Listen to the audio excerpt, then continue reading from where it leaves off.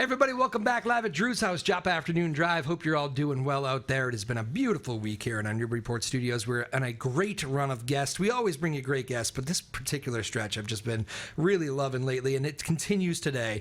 Somehow making his first appearance on this show, a good friend of mine. I've known him for too long for this to be your first appearance, Joey Pafumi. How are you, my man? Oh, great. One of the finest drummers around, 43 years in the business. Yeah, full time. Unbelievable. Yeah, it's been great. And once again, thank you so much for having me on today. You look great, my man. Thank you. I feel great. Oh, good. So you and I, we first met years ago during the, what was then Seabrook Idol. Now we're doing Seacoast Idol, which has just been an amazing experience for me. It's been great. You know, you're a great judge, too. Well, I've been in this business, and I have a good idea of, the things that I can critique on, with hearing an artist. I'm pretty good. Let's look at, so you played with Walter Trout, Paul Nelson, who we lost March of 24. Yeah, which I know you were very hurt by, so loved locally. Yep. And right now you're with Barrett Anderson, too. Yes. So that's the new band. That's the new band. And Buddha Heads before that, too. Correct. What an amazing run. It is not easy to do 43 years in the music business. I'm sorry. It's not at all. Well, I went to California in '85, and prior to that, I had 7 years of very good luck of being first a part of the incredible two-man band with Mickey Spiros. He hired me when I was 18, and it was really a good, lucky happening back then. The economy was great, and we were able to play 6 and 7 nights a week throughout the East Coast, and it gave me a good chance to hone my craft and which I'm still doing. You never get it in one lifetime anyway. But, it gave me a chance of 7 years before I left for California to, hone my craft and get good and get my feet wet. So, I could see you just in normal conversation. You were just talking to my boss out there before the show started, and you guys are talking. See, you're in there, you're doing counting off, and you're explaining some of the basics in there, and it's a lifestyle to you. Yeah, it is. And, drumming is all counting. Yep. Having a good meter is something that I've been lucky to have. And I saw a thing on Ringo Starr the other day. He said, I was blessed with a good meter, and luckily I feel the same thing. What is the Ringo rank in your drummers? Because people have always been kind of mixed on him, right?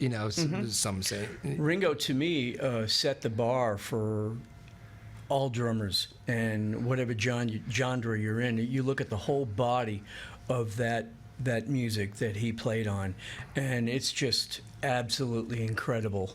And within different genres, different styles, and he always surprised us with every album that came out from '62 right up until the last one being Abbey Road. Everything was just fantastic.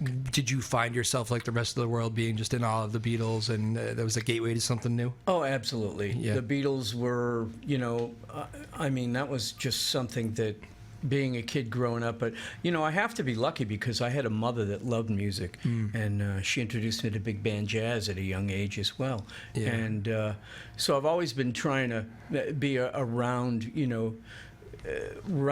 musician and listening to all styles and love all styles. I love good music. Yeah. There's only two kinds of music, good and bad. Good and bad. I love Everybody that answer. says that, but that's right. That's fantastic. Yeah, you guys were just having an interesting. I mentioned, and I feel like I say this to you every time I see you because you're amazing. You always stay fit, and drummers. It is such a physical. Yeah, it is. It's a physical business. Yeah. Yeah. What do you have? Like I've read stories. Max Weinberg, Bruce's guy, they ices them in the buckets all the time. You do any of that stuff? Or? I don't really do a whole lot. I just walk a lot. Yeah.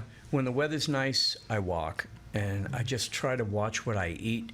If I see myself putting on a few pounds, I kick back a little bit and, fast for a few days, and it really helps. And I think walking in plenty of fluids and, just taking care of yourself and thinking about what you're eating, small portions. You've played some of these guys, some of these bands, some great frontmans you've been playing with, and it must be. I've always imagined, because the drummer, what is a band without a good drummer? Yeah. It's not a good band, right? It really is the foundation of any band. It's the foundation, and I have been very, very lucky to play with really some of the best guitar players in the world. Yeah. Very fortunate. They must have to. Does a good frontman, good guitar frontman, do they have to have a knowledge of the drummer too? Just because, it's nice to Oh, yeah. You don't. There's certain moments of maybe you don't want to push that too far, or like know when maybe Joey needs to. Sure. This is the time for the solo. Maybe not right now. I don't know. Oh no, there's always spots, and you pick your spots. Within a song, and you always want to play for the song. And yes, being a frontman, singer, guitar player, the ones that I play with that have great time. Paul Nelson had impeccable time. Alan Mericatani from the Buddha-Heads, he had impeccable time. Walter Trout had good time.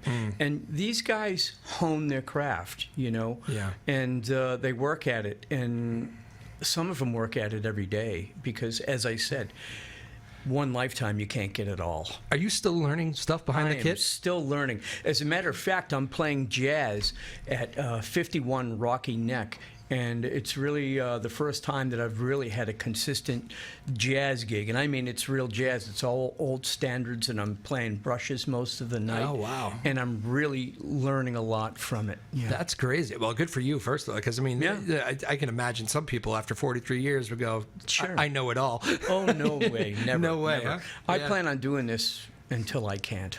I love that. Yeah. All right. So Saturday night. Yes. This is the Saturday afternoon. I believe we go on at the Gloucester Blues Festival with Barrett Anderson. Wow. Paul Oringer on bass and Keith Hollis Landinsky on keyboards. I had to read that.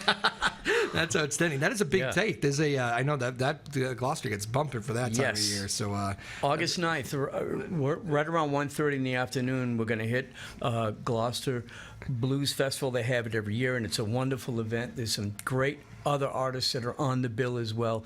Really looking forward to that on August 9th. what are you doing? An hour? Do you do an hour set for the festival? Or? I believe it's an hour. Okay. Yes. In the Yes. Yeah. So I mean, it's been hot here. I think Yeah. there might be some rain around for the weekend, but I mean, who knows, right? Yes.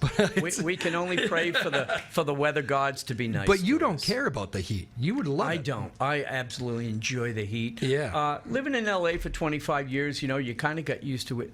That must be it, right? Yeah. I think so. And since I've been living back in my home in Beverly, since 2010, I relocated back home. Yep. Every January and February, I really do miss California. Yeah, I hate the snow too. I'm with you. I used to think I liked the seasons. I was that New England boy who's like, I could never leave here because I like the Right. seasons. As I've gotten older, I'm like, shoveling's lame, man. I don't want to do that anymore. I'm telling That's you. too good. I mean, but it must be because you probably. I mean, I've seen drummers, and even if it's not an outside at 1:30 in the afternoon in the sun gig. Right. I mean, I've been in hot clubs. Oh, and yeah. Sometimes I watch the drummer just out of pure fascination of just how is this guy or woman trucking along like this. I mean, it is amazing to watch, and like it must be such a benefit to you to really not be bothered by the heat in that way. You just got to put it aside and think about your parts. One of the last tours I did with the Paul Nelson Band, we were in the Midwest, and we had 300-degree festivals outside, 3 in a row. And Were they around here or like Midwest? In Midwest. Midwest. Yes. Okay, so that Midwest heat's even more. It's drier, right? Yeah, there's no water. There's no water to breathe. Yeah. Unless you're near one of the Great Lakes. But you just get through it, and you just keep plowing through, and the audience brings you through it, and you're just happy, and you're just lucky to be out there doing what you do, and happy to be earning a living playing music. Joey Pafumi joining us here. 43 years behind the drum kit for Still at it. Still at it. Still love it. Still, that is the key, right? Yeah. Well, you probably wouldn't be doing it if you still don't love it, right? Exactly. He's back in Beverly now. Nice enough to join us in our Newburyport studios today.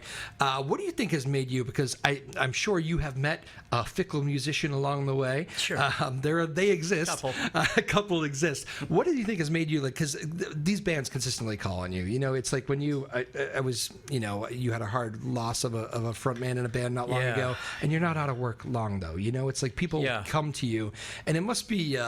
Is it just that Joey Pafumi is a great drummer, but also easy to work with and just an all-around good guy? Because I imagine 43 years, you made good relationships, and if people wanted to say, don't go in that direction, they would say it, right? Well, you always want to get things right with every musician you work with. Yeah. But sometimes you can't. And that goes, you listen to Sinatra, you listen to guys like him and, Miles Davis, and not everybody could get along all the time. Yeah. You know, so you do your best. You put your ego aside. Yep. And you just make the best of it, even if you're not quite as happy as you could be. So you're telling me musicians have egos too? That's another thing we're breaking today. Yeah, everybody's got one, you know. Yeah. But you know, you just try to make the best of it, and you're playing music for a living. Yeah. So you're very lucky, and I always try to, you know, make sure I respect everybody I work with, and not make any bad bridges. And you know, along the way, I've been really lucky, and yeah, I work on my craft. So my friend Paul Loringer, who's been a really good friend, bassist, who I met many years ago and didn't even realize he was also a Bostonian. He's helped me get back out there and introduced me to some new people around here locally, and he's really been a great guy at getting me back out, I must say. Because I know you, I talked to you, I remember being around you when you lost Paul Nelson, and that was sudden, and you guys have been touring for how many years together? We were together 5 years, but I had met him when he was working with Johnny Winter. He was Johnny Winter's confidant, road manager, guitar player, and I met him back around 2003. Yeah. And, you know, we would crisscross the world together. And he was with Johnny, and I was with Walter Trout. And we always said, you know, maybe someday we can work together. Well, you know, I really enjoyed his playing. He was such an incredible virtuoso guitar player and nice guy. And I lost Johnny around 2014. So right around 2018, Paul Loringer was the guy that, you know, said, Paul's looking for a drummer. Give him a call. And I did, and it all worked out. That's great. So you guys had a great 5-year run. I remember how devastated you were when you lost him. It was just, it was, that day turned out so normal, and then it took a turn so fast. It was just like lightning. And I mean, you guys are traveling the country together. I mean, it's you are, you know, and you used to talk about how bands have, you know, relationship issues sometimes, but you're a family. Yes. You know, the band started out with Rico Amaro and Michael Eccles, myself and Paul. And then, you know, different members come and go. And then we ended up with Lars Chappell on bass and singing, and myself. And unfortunately, that's how it ended in March of 24. And it was just devastating. Yeah, because it must be abrupt. And then, you know, it probably is good to have friends that say, all right, let's get you back out there, because they know how talented you are. And yeah, I took some time off, and then I went with another artist that following May, and I got 5 months of work on it, and did one of his records. And I ended up, you know, working again, but I really, last 5 months I took off, and then I started working again in May. So May through now, it's August. It's been great to be back out there. Joey Pafumi, what makes or let me ask it to you this way: what is the biggest mistake you see, like the young drummers making in the world of music today? Well, you know, aside from, you know, substance abuse, you know, which, you know, you would like to see everybody stay away from, which I never got into. I never understood that. That never was something that was. You know, I never found it interesting. It must have been so in your face, though. I mean, it was you're all in every over. state, every club. Yeah. I mean, yeah, it was all over. Especially when I first started in the '70s. Yeah. It was pretty incredible, and I just stayed away from it because I saw what it did to people. So I stayed away from it. You know, kept my nose to the grindstone with my drumming, and I'm still doing the same thing. Yeah. You know? I see these young kids get into that, and I feel bad about it. But you know, you can only, you know, comment, you know, you have so much talent. What are you doing? You know, think about, you know, this talent you've been given, and you're just throwing it away, you know. But I think, you know, there's other things that get involved with people as well. You know, they concentrate too much on what other people are doing and how everybody else is playing, and, oh, I didn't get this gig, or I didn't get that gig, and they kind of get sidetracked, you know, in that way as well. But, you know, I love it when I see these new up-and-coming drummers that are coming out, and they're just incredible. And I'm just so happy that they're going to carry the torch. Do you still get that rush, that excitement? You go out, you see you know, kids in their mid-20s, just a good band. You know what? They get some real talent. It's a good sound. Oh, yeah. You still get that rush? Absolutely. Absolutely. You know, there's a few of them that are out there that are just absolutely incredible. And, they're Berkeley students. Yeah. I never had a lesson in my life, so I'm totally Is that self-taught. true? That's Wow. correct. Yeah, I've made a career out of it with being a self-taught musician. But I teach now. I have a few students, Yeah. But I see these kids coming out of Berkeley, and they're just, man, they're so knowledgeable. Is there a level that you can be? I'm not just attacking like a Berkeley kid, but is it? Can you be too knowledgeable though, too formulaic, too trained, or is that not a thing really in the drumming world? No. I think that there are some drummers that are so technical that they have to stay within their genre. Yeah. And then you have somebody like Charlie Watts or somebody like Ringo Starr who just influenced everybody. Yeah. And then you got guys like Dave Weckl and all these different people that really took drumming to another level that I don't even understand. But they have to kind of work in their own genre, Yeah. Vinny Colaiuta is another one, but he plays on so many different records. And some of these guys are so good they can really literally play in anything. But I think their love is fusion jazz, and they kind of stay into it. And That's interesting. yeah. Oh, yeah. Yeah. You can be overqualified. Overqualified is a better way to put it. I've never felt that way. You're also modest, let me tell you. Joey Pafumi in the house here. Yeah. 43 years behind the drum kit here. Is it safe to say you probably played probably every state in this country? I've played all 50 states a few times. A few seriously. times, yeah. And roughly about 26, 30 countries. I mean, think about Yeah. self-trained drummer, and you made a living out of it. You're one of the best in your craft, and it's just taking you around the thank world. you. It's amazing, isn't it? It's an amazing story. I find it to be incredible and very, very fortunate, and very fortunate at my age now to still be able to go out there and do it and have a great time and love what I do. So go all the way back though. When did you? So you don't Sure. take a lesson. Like when do you realize? I mean, every kid. I feel like everybody wants to be a drummer because Sure. drummers look cool, right? Yeah. It's like when you're a kid, drumming's cool. It's loud. Oh, yeah. Everybody likes it. When do you realize? When you start playing a little bit, like, oh, okay, I got a little talent here. And when do you realize, like, oh, maybe I have more than that. Maybe this is like a living possibly. I can tell you a little story how that came about. When I was in the 3rd grade, the Monkees came out. Okay. And I immediately wanted to be a guitar player. I always loved Elvis. I always loved guy up front with a guitar.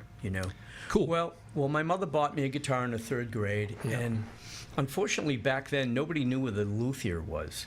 Nobody knew to take the guitar to a luthier and have the intonation adjusted and lower the bridge. And well, to make a long story short, the strings were an inch and a half away from the neck, and it hurt me to play.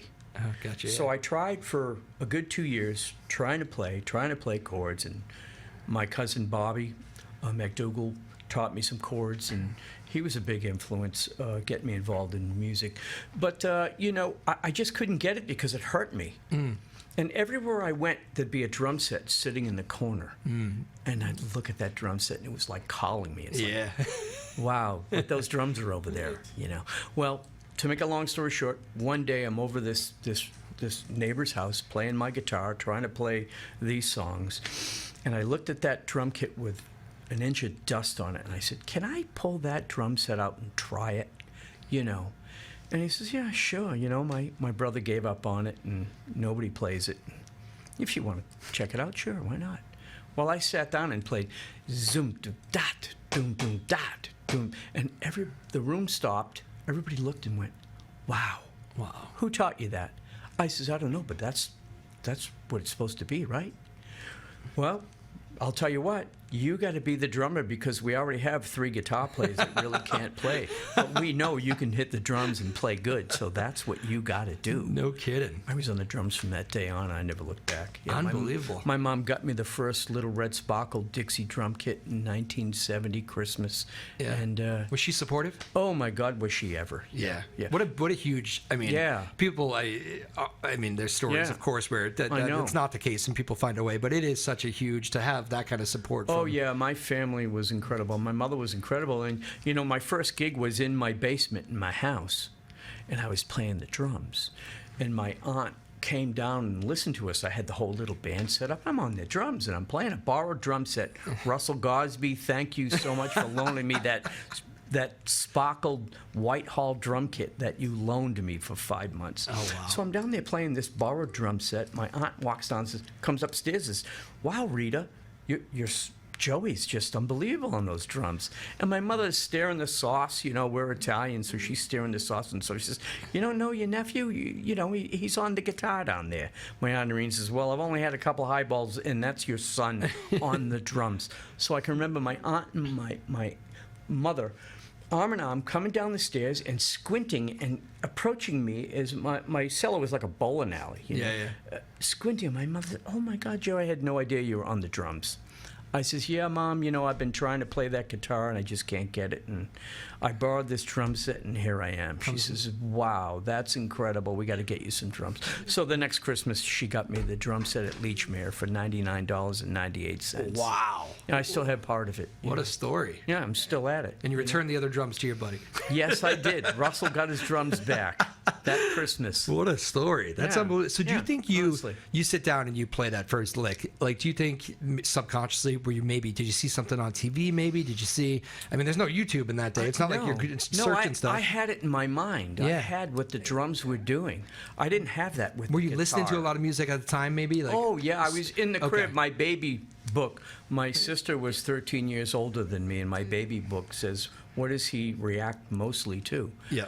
And she wrote in it, rock and roll music. Yeah. And she was listening to Little Richard and Elvis and, Fats Domino, Yeah. And, I just had it in my brain. And what the an amazing drums. brain thing, right? Like I you can know. just sit down to a thing you've never done before and just, Yeah. I've heard it.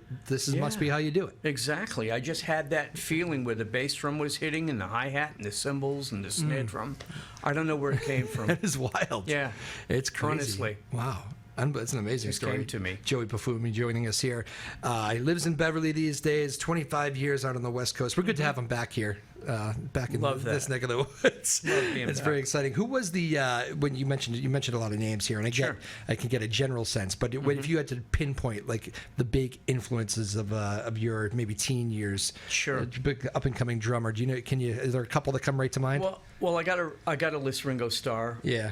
I've got to list John Bonham, and I've got to list Buddy Rich and Louis Bellson and Earl Palmer. Okay. Yeah, those Yeah. are big names. Well, Earl Palmer was one of the greatest, most recorded drummers ever.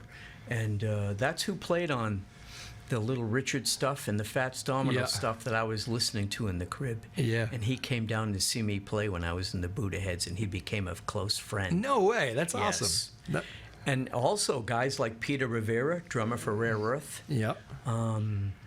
We backed Peter Rivera in the Paul Nelson band on a number of occasions, and he played on my Rogers kit. My goodness. And I played percussion and sang background vocals. And No he's kidding. another one that was a huge influence at a young age. Peter Rivera, singer, drummer for Rare Earth. Yeah. When those guys come out to see you, these idols of yours, and now Sure. now they're peers of yours. But Yeah, when you're friends. yeah, friends. And but that first time though, when they're out to see you, is that yeah. is it nerves? Is that the right word? Or? Oh, it's nerves. Yeah. I'll tell you, the most nervous I ever got was I was playing on Block Island in 1979, and this woman walked up to me and she says, Joey, I could tell you anything you want to know about those Rogers drums. I says, wow, how do you know about Rogers drums? She says, well, my husband is Roy Burns. Wow. Yeah. I says, oh, wow, Roy did a clinic on these drums before I bought them at E. Worlds in Boston, signed all the drum heads. I know exactly who Roy is. I says, awesome. where's Roy? She says, he's going to be here tomorrow. So I got to meet Roy Burns the next day, became very close, came to see me play when I landed in L.A., gave me an endorsement with Aquarian drum heads, and grabbed my arm and says, one thing I can say about your performance, I'm not going to give you any pointers and throwing the sticks up in the air. I'm sure your fans like that. Yeah. But the most important thing is you got time, Yeah. and now you can relax. There you go, because you got it. yeah. Seriously. That's yeah. awesome. So, Yeah. I still have the Aquarian endorsement with his drum heads, and we lost him a few years ago, but Roy Burns was a pioneer in drumming, wrote drum books, schooled artist, Yeah. And I was very very, very fortunate to be one of those guys that crossed paths with him. And to meet all these people, have these stories. I mean, hopefully you can have I don't know if you drink coffee, but have a cup of coffee or something in the morning, or tea or whatever. I have my British tea. Every morning. There you go. Well, maybe we should take that as a trick then. You look amazing. Thank you so much. But hopefully you can sometimes take some moments and just drink it all in, all that stuff you've done, because they're great stories. You know? I've been very fortunate. Yeah. I really have. I could do this for hours with you. My goodness. I've been very fortunate, and you were talking about something, again, final couple moments here with Joey Pafumi, but it was interesting. Right before we walked in the studio, you were talking with some of the people outside. Yes. And you were talking about how, I'm sure, I'm not trying to get into the, actual statistics of this, but it is true. I joked about how drummers live forever, and it does seem, you still see Ringo fronting a band. Like, think about all these drummers, not all of them, there's some bad cases, but it does seem like the drummers that I know, maybe because it's so physical, they're just in good shape as they get older. I watch some of these guys that are still going and still going. And you mentioned try finding a drummer that has Alzheimer's. You said it's kind of difficult. I saw on the news the other night, and I'm sorry I didn't get his name. Yeah. But there was a drummer on Channel 5 News the other night that's 98. Yeah. He lives in Beverly, and he's still playing. He plays saxophone, and I didn't get his name, and I'm sorry I didn't, but I just caught the end of it. But, drumming is counting. Yeah. And counting keeps you active. And drumming keeps all your joints moving, hands, feet, everything is moving. You need 2 feet and 2 hands to play drums. Yeah. And counting, it's all counting. You have to count when you play. And I think that counting and moving your body are 2 things that will keep you healthy no matter what. Yeah. Yeah. I mean, it's such an interesting instrument because it's the counting part, but it's also at the same time, sometimes you're tearing down a house, right? I mean, it's physical. Oh yeah, it's physical. It's sure. So it's all of it put together. It's all of it. It really is. It's crazy, man. It's a very physical job. 43 years. Yeah. Yeah. Fantastic. And now I do my own setups. I set up my own gear. I had people setting my gear up for most of my life, but now it's my job. Yeah. And it's good because it keeps me in shape, and I know where everything is, and I pile it, where I need to pile it. Probably a little full circle in a weird way, huh? Absolutely. Which is a record I played on with Walter Trout. Look at that. There you go. Nice way to end it. We'll leave it there. We could do this for hours. I'm going to rope you into a second show here down the line. Let's do this it. was too much fun. Thank you so much for having me today. I feel we got a lot more to uncover here. Thank you so much. I hope you all enjoyed that. Joey Pafumi. Thank you, Drew. One of the finest drummers around. And again, Joey, you'll be Saturday, 1:30 start time? Saturday, 1:30, the 9th of August at the Gloucester Blues Festival, Fort Stage Park. Yeah, it is a beautiful area. Come and enjoy the music. They always put on an amazing show. There's a whole lot of great artists, and if you want to go see this man in person, go check him out. He's amazing. He'll be judging with me for Seacoast Idol. We're going to go finish that up, pick some winners, and let's go have some dinner, too. Big thanks to May Power producing the show, Lily Dissett, Ryan Rothberg, the boss, Sarah Hayden, our small but mighty team here in Newburyport. I love you. You make my life easy. Love WBZ. and we all love WBZ, Grew up too. with it. Thank you, sir. We appreciate those listeners as well. Live at Drew's house here, Joppa Afternoon Drive. We appreciate you. See you next time, Newburyport. See ya. Peace.